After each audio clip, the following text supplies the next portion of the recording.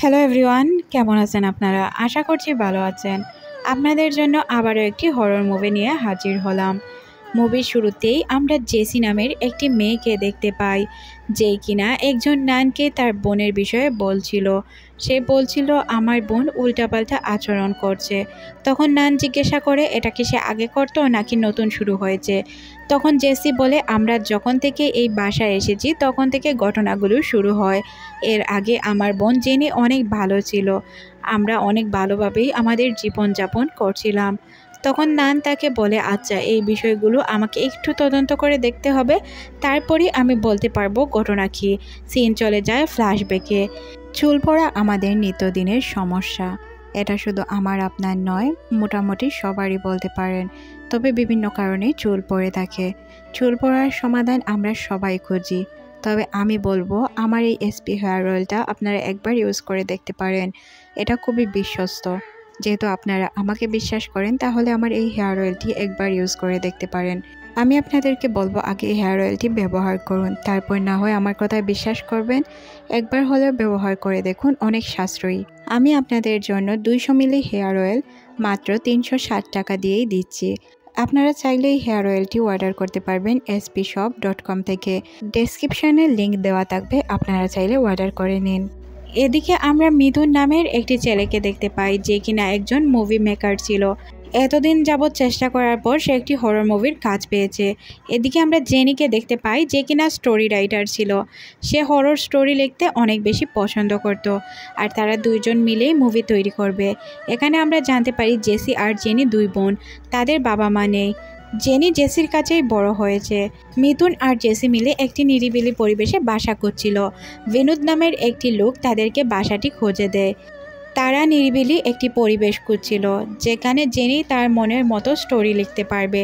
আর একটু ভয়ানক টাইপের বাসা হলে অনেক ভালো হয়, তাহলে তারা ইচ্ছে মতো স্টোরিটা শেষ করতে পারবে। আর হরর স্টোরি যেহেতু ছিল, আবহাওয়াটা যদি একটু বয়ে বয়ে থাকে তাহলে কাজ হয়ে যেত।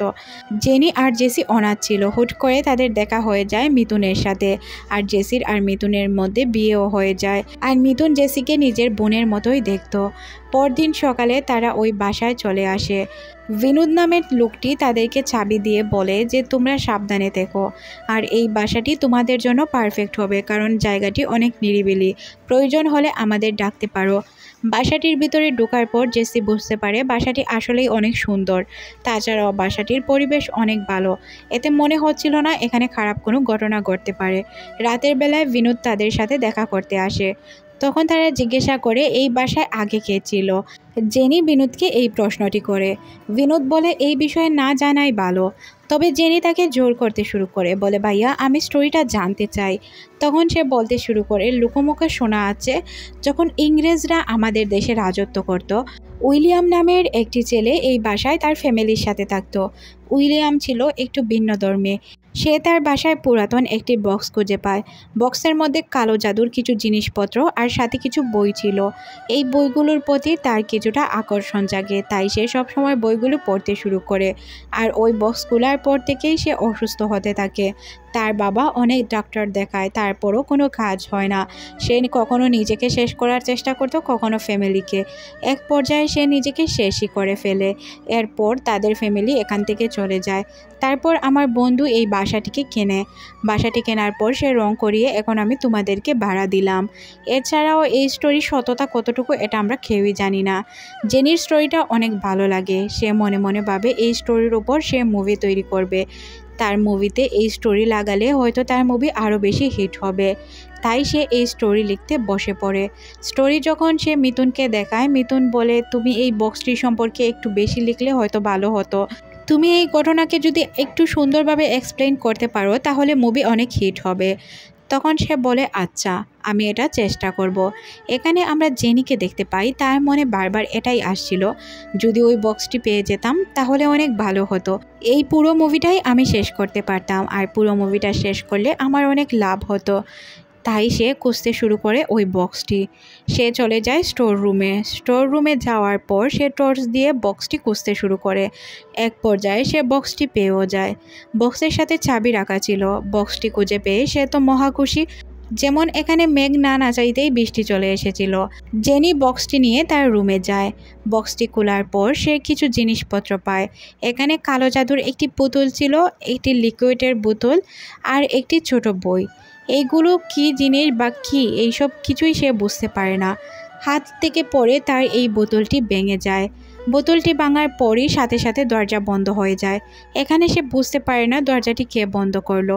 জেনি যখন দরজার কাছে যায় তার মনে হয় দরজায় কেউ নক করছিল। দরজার ফুটো দিয়ে সে বারবার দেখার চেষ্টা করছিল। এক পর্যায়ে সে ভয়ানক কিছু দেখতে পায় আর এতে সে অনেক ভয় পেয়ে পিছনে ছিটকে পড়ে। সে যখন পিছনে ছিটকে পড়ে তখনই আমরা দেখতে পাই তার পিছনে কিছু একটা ছিল, তবে সেও ফিল করতে পারে তার পিছনে কেউ একটা আছে। যখন সে পিছন ফিরে তাকায় তখন সে দেখতে পায় তার পিছনে কিছুই নেই। আর যখন সে নিজের সামনের দিকে তাকায় তখন সে বুঝতে পারে তার সামনে কেউ একটা আছে। আর এই ভয়ানক ভূতটি তাকে ভয় দেখানোর চেষ্টা করে, তার কাছে গিয়ে তার উপরই বর করে বসে। এখান থেকে সে সবার সাথে কিছুটা উল্টাপাল্টা আচরণ করতে শুরু করে। জেনি এখন থেকে চুপচাপ থাকতে শুরু করে, কারোর সাথে তেমন কথা বলে না। এতে তার দুলাভাই আর বোন কিছুটা চিন্তিত হয়। তারা মনে করতে থাকে জেনি যেহেতু সারাক্ষণ স্টোরি লেখায় ব্যস্ত থাকে তাই হয়তো তার মানসিক কিছু প্রবলেম হয়েছে, তাই তারা এই বিষয়টাকে তেমন গুরুত্ব দেয় না। জেনি বাসায় ছিল না। জেসি লক্ষ্য করে জেনি স্টোর রুম থেকে তাকে ডাকছিল। স্টোর রুমে যাওয়ার পর সে তাকে অন্ধকারের দিকে ডেকে নেয়। এদিকে মিথুন তার চিৎকার শুনে দৌড়ে বাসার ভেতরে চলে যায় আর জেসিকে বাহিরে নিয়ে আসে। জেনিকে জেসি বলে, তুই স্টোর রুমে কী করছিলি? জেনি বলে, কি বলছো আপু, আমি তো স্টোর রুমে যাইনি। তখন জেসি তাকে চিল্লাতে শুরু করে। মিথুন তখন তাকে বলে যে এত চিল্লাচিল্লি না করে আগে হসপিটালে যাই, তোমার চিকিৎসা করতে হবে। তখন জেসি বলে, আমি ঠিক আছি, আমার চিকিৎসা করতে হবে না। সিন পরিবর্তন হয় রাতের বেলায়। জেনির অনেক পানি তৃষ্ণা পায়, সে তাই পানি খাওয়ার জন্য তার কিচেন রুমে চলে আসে। সে যখন পানি পান করছিল তার কেন জানি না মনে হচ্ছিল তাকে কেউ একজন ফলো করছে, তবে কে ফলো করছে এটা সে বুঝতে পারে না। আর বয়ে চাদর মুড়ি দিয়ে শুয়ে থাকে। সে যখন বয়ে তার রুমে গিয়ে চাদর মুড়ি দিয়ে শুয়ে থাকে, কেন জানি না তার মেহসুস হচ্ছিল তার উপর হয়তো কেউ বসে আছে বা তার আশেপাশে কেউ একজন আছে। অনেকক্ষণ শান্ত হয়ে থাকার পর সে যখন কিছুটা নিজেকে আবদ্ধ করে চাদর থেকে, তখন সে দেখতে পায় তার সাথে কেউ একজন আছে। আর সে তো ভয়ে চিৎকার করতে শুরু করে। জেনির চিৎকার মানো কেউ শুনছিলই না। এটা কেমন ঘটনা, সে এত জোরে জোরে চিৎকার করছিল, তবে এটা কারো কানেই যায় না, তাকে পুরো গ্রাস করে ফেলে ওই ভূত। জেনির উল্টাপাল্টা আচরণ সম্পর্কে বিনোদকে বলে দেয় মিথুন। বিনোদ যখন তার সাথে দেখা করতে আসে তখন সে এই বক্সটি দেখে অবাক হয়ে যায় আর জিজ্ঞাসা করে, এই বক্সটি তুমি কোথায় পেলে? এটা কি উইলিয়ামের বক্স? তখন সে বলে, আরে না, এটা আমি বাজার থেকে কিনে নিয়ে এসেছি স্টোরি লেখার জন্য। এটা শোনার পর বিনোদ বলে, আমার কেন জানি না খটকা লাগছে, তাই তুমি এটাকে স্টোর রুমে দিয়ে আসো। রাত যখনই শুরু হয় তখন জেনির সাথে উল্টাপাল্টা আচরণও শুরু হয়ে যায়। এই বইটি তাকে বারবার আক্রমণ করে, তার সাথে খুবই খারাপ ব্যবহার করে। রাতের বেলায় সে পুরো রাত তো একদমই ঘুমাতে পারে না, আর দিনের বেলায় সে চুপচাপ বসে থাকে। তাই জেনিকে মিথুন ডাক্তারের কাছে নিয়ে যায়। ডক্টর তাকে কিছু ঔষধ দিয়ে বলে যে এটা টেনশনের কারণে হচ্ছে, কিছুদিনের মধ্যে ঠিক হয়ে যাবে। জেসিকে যখন মিথুন এই কথাগুলো বলে তখন সে কিছুটা হাফ ছেড়ে বাঁচে। রাতে জেসির কিছুটা সন্দেহ হয় জেনির উপর, তাই সে জেনির রুমে চলে যায়। জেনির রুমে যাওয়ার পর সে দেখতে পায় জেনি বসে আছে। তখন তার কিছুটা অবাক লাগলে সে চিন্তা করে লাইট জ্বালিয়ে দেখবে আসলেই কি সত্য কিনা। লাইট জ্বালানোর পর সে দেখতে পায় জেনি তো ঘুমিয়ে আছে। তারপর সে মনে সন্দেহ মনে করে দরজা লক করে এখান থেকে চলে যায়। সে যাওয়ার পর আমরা দেখতে পাই আসলেই কিছু একটা তার উপর বসেছিল। পরদিন সকালে মিথুন একটি কাজে এখান থেকে বাহিরে চলে যায় আর তাদের দুই বোনকে নিজেদের খেয়াল রাখতে বলে। তখন জেসি কিছুটা ভয় পেলেও জেনি বলে, আচ্ছা সমস্যা নেই। দুপুরবেলায় খাবার তৈরি করছিল জেসি। জেনি খাবার দেখে এমনভাবে খাবারের উপর হামলা করে সে যেন অনেক দিন ধরে খাবার খায়নি। তার এই আচরণগুলো দেখে জেসির কিছুটা ভয় করতে শুরু করে। সে বুঝতে পারে ডক্টর তার বোনের কোনো সমাধান করতে পারবে না, তাই সে ঘটনাটি মিথুনকে কল করে জানায়। তবে মিথুন তাকে সান্ত্বনা দেয়। রাতের বেলায় জেসি যখন ঘুমাচ্ছিল তখন জেনি তাকে বলে, আপু আজ আমার সাথে ঘুমাবি, কারণ আমার অনেক ভয় করছে। রাতের বেলায় দুই বোন যখন শুয়েছিল তখন জেসি উল্টাপাল্টা আচরণ করতে শুরু করে। জেসি লক্ষ্য করে তাদের রুমে কিছু একটা আছে। তখন জেনিকে বললে জেনিও কিছু বলতে পারে না। কিছুক্ষণ পরই ওই আত্মাটাকে আমরা দেখতে পাই যে কিনা জেসি জেনি দুইজনের উপরই হামলা করতে চায়। তবে জেনিও ভয় পেয়ে যায়, জেসিও ভয় পায়। কিছুক্ষণ পর ওই আত্মাটা আবারও বল করে ফেলে জেনির উপর। আর জেনির এই আচরণ দেখে তো জেসি একদমই ভয় পেয়ে যায়। সে নিজেকে কন্ট্রোলই করতে পারছিল না। তার কাছে কেন জানি না মনে হচ্ছিল তার বোনকে কিভাবে বাঁচাবে। আর এখান থেকেই সিন পরিবর্তন হয়েও প্রথম সিনে চলে আসে, যেটা আমরা মুভি শুরুতেই দেখেছি। জেসি তার বোনের সম্পর্কে সব কিছু বলছিল। নান এখানে বলে, আমি তো কিছু করতে পারবো না, তবে ডেভিড স্যার কিছু একটা করতে পারবে। উনি অনেক প্যারানর্মাল বই লিখেছে, তাছাড়াও উনি অনেক শক্তিশালী, তাই ওনাকে আমি টাকার ব্যবস্থা করে দিচ্ছি। ওনার মাধ্যমে আপনার বোনকে চাইলেই আপনারা সুস্থ করতে পারবেন। এই বিষয়গুলো নিয়ে চিন্তা করতে হবে না। পরের সিনে আমরা ডেভিড নামের ওই লোকটিকে দেখতে পাই, যে কিনা কিছু লোকজন নিয়ে তার বাসার ভিতরে চলে আসে। বাসার ভিতরে আসার পর আত্মাটা উল্টাপাল্টা আচরণ করতে শুরু করে। ডেভিড বিষয়গুলো চিন্তা করে ঘটনাটি কোথা থেকে শুরু হলো, তাই তার হুট করেই নজর চলে যায় ওই বক্সটির দিকে। তারপর তার একটি লোককে ওই বক্সটির বিষয়ে তদন্ত করার কথা বলে, আর ওই লোকটি চলে যায় তদন্ত করার জন্য। তাছাড়াও আমরা দেখতে পাই ডেভিড সব কিছু একটু ভালোভাবেই চেক করছিল, যে কোন কারণে কোন ঘটনা ঘটলো। জেসি যখন তার বোন জেনিকে খুঁজে রুমে চলে যায়, তখন রুমের দরজা বন্ধ হয়ে যায়। আর কেন জানি না সে জেসিকে দেখতে পায় না। এদিকে বিনোদ দেখতে পায় জেসি দাঁড়িয়ে আছে, আর গাড়ি অটো চলে আসছে জেসির কাছে।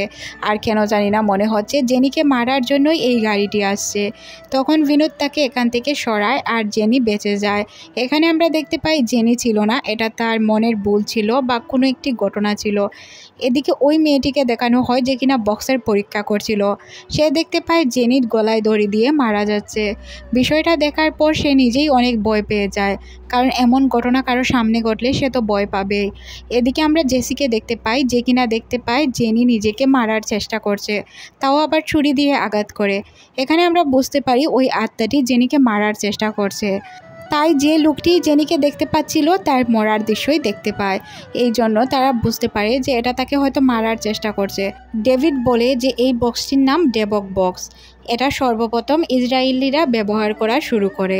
এই বক্সের মধ্যে আত্মাকে ক্যাদ করা হতো, যেই আত্মা অভিশপ্ত ছিল। ধরেন কারো কোনো ইচ্ছে ছিল, ওইটা সে পূরণ করতে পারেনি। ওই লোক যদি মারা যায় তাহলে তো প্রতিশোধ নিতে আসবে, আর ওই লোকের আত্মাকেই এই বক্সটির মধ্যে বন্দি করে রাখা হতো। আর লাস্ট এই বক্সে এলিজাবেথ নামের একটি মেয়ের আত্মাকে বন্দি করে রাখা হয়। যখন ইংরেজদের শাসন চলছিল, তখন ইংরেজদের কিছু লোক এই মেয়েটির উপর অনেক বেশি অত্যাচার করে।